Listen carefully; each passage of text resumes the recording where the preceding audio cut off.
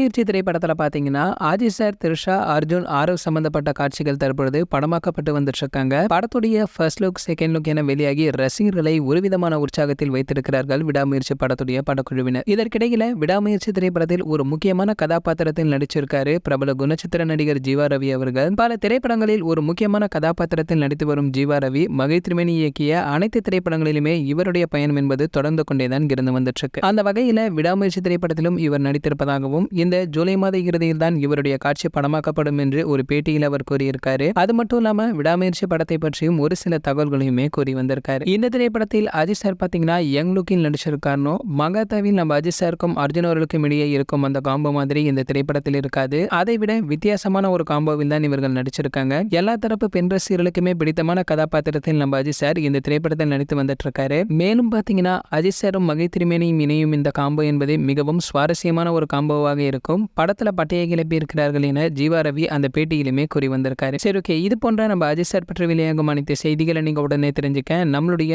Ajith talkies நம்ம சேனலை subscribe பண்ணிக்கங்க. பக்கத்துல உள்ள பெல் ஐகானை கிளிக் பண்ணிட்டீங்கன்னா நீங்க நம்ம வீடியோவை மிஸ் பண்ணாம பார்க்கலாம்.